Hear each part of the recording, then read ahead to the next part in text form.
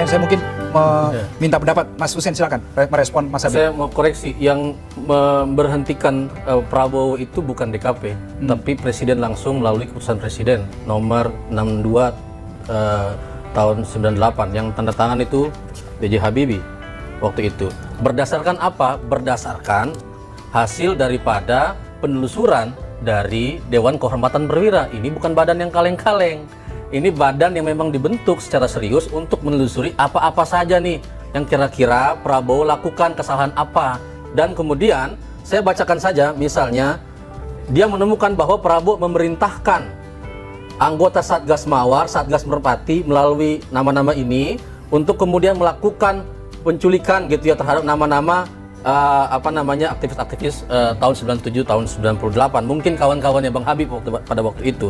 Nah kemudian soal Komnas HAM, apakah Komnas HAM itu sampai mana langkahnya? Sebetulnya Komnas HAM, ini saya ada beritanya tahun 2005, Komnas HAM itu sudah panggil resmi Prabowo, mangkir tapi. Kalau dia mau bersihkan namanya datang aja, tapi dia dan Safri Samsudin nggak mau datang ke Komnas HAM. Terus bagaimana kemudian mau bereskan ini? Kemudian setelah 2005 itu ada rekomendasi dari DPR untuk kemudian membentuk peradilan HAM ad hoc tahun 2009 sebelum pemilu.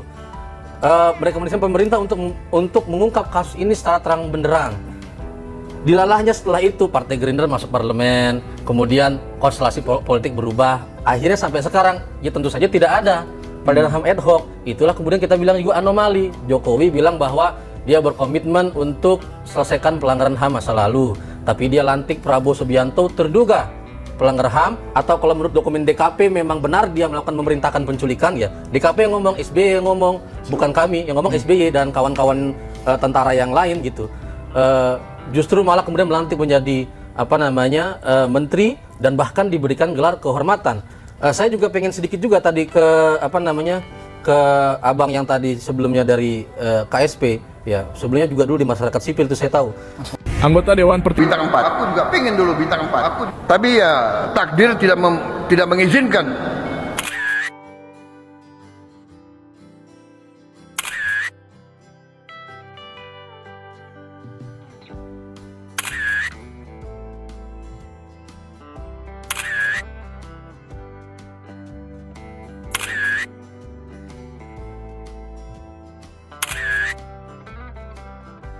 Pertama, 98 itu ada kasus penculikan. Yang kedua, akibat dari itu Pangap memutuskan mengusut, memeriksa melalui dengan membentuk Dewan Kehormatan Perwira. Ya. Anggota Dewan Kehormatan Perwira saya sebutkan, ini fakta semua. Ya. Kemudian bekerjalah Dewan Kehormatan Perwira ini memeriksa kasus ini. Setelah pemeriksaan, keluarlah rekomendasi dari Dewan Kehormatan Perwira agar supaya yang bersangkutan diberhentikan dari dinas militer. Itu kenyataan. Dari rekomendasi ini Pangap lapor sama Presiden mungkin ya, maka keluarlah keputusan Presiden memberhentikan Letjen Prabowo Subianto. Kemudian bagaimana dengan Presiden Jokowi? Menjadi wali kota karena reformasi, menjadi gubernur karena reformasi, menjadi presiden juga karena reformasi. Tetapi ternyata, minta maaf, saya mengatakan bahwa Presiden Jokowi adalah pengkhianat reformasi. Pengkhianat! Jokowi pengkhianat! Namun demikian, di sisa pemerintahannya, dengan terbitnya Kepres nomor 17 tahun 2022 tentang pembentukan tim penyelesaian non-yudisial pelanggaran HAM berat masa lalu, ada rekomendasi bahwa penyelesaian non-yudisial tidak menegasikan penyelesaian secara yudisial.